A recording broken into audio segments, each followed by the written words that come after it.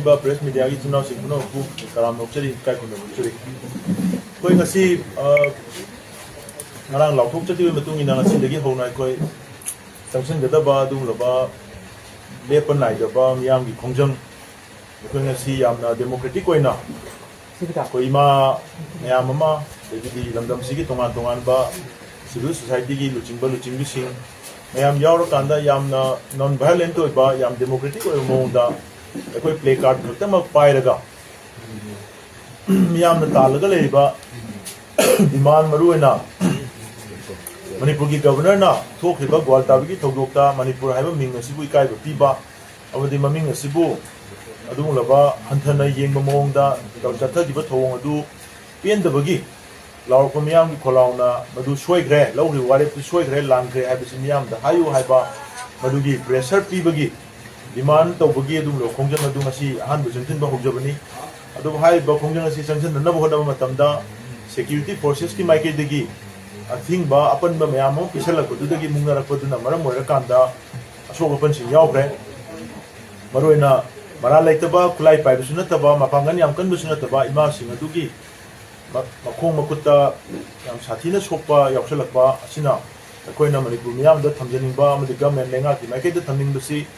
democratic oi ba khongjang changjan bada yam ka hena resistant piba aduga violent oina mayam da onjil laga bom kari kara kapsin ba khosa mai pochi yani the masi to biganu aikoina changjan jari ba khongjang si leba apun bagi miyam gi khongjang ni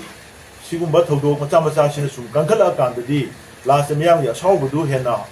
hingalana noi maram mamo hingi tawi aduna yari makai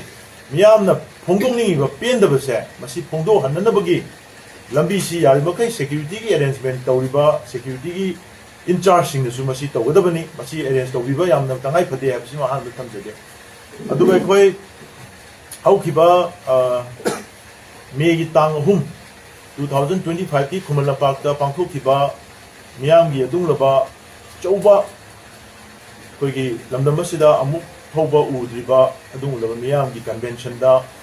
ni lakh hena dillaga pangthokhiba adung laba miyam gi mifam adu da lawjakhiba warep sing adu madugi warep sing adu da yawkiba wafam sing gi makha tarakoina koi haukiba numit kharani si India Pakistan gi adung laba Pahalgam gi Kashmir gi Irang aduna maram moiraga matam khara koi sotha duna leirubadu wareba du da yawkiba Manipur gi crisis asi lotion na bukona wada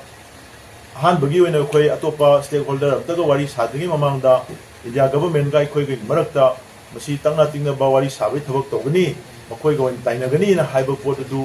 madugi thabak pangthokpa haunana wedamta haukiba numit kharani asida India government gi maike degi kokomiga adunga tongan ba koi communication sing tawro matung da in writing da message oina koi da unana bagi exclusive oina kokomi amadi Ministry of Home Affairs ki official singa unana bagi adung laba arrangement ama tawrokona maram oiraga hayeng asi koi ni tare na saba kokomi gi delegation ama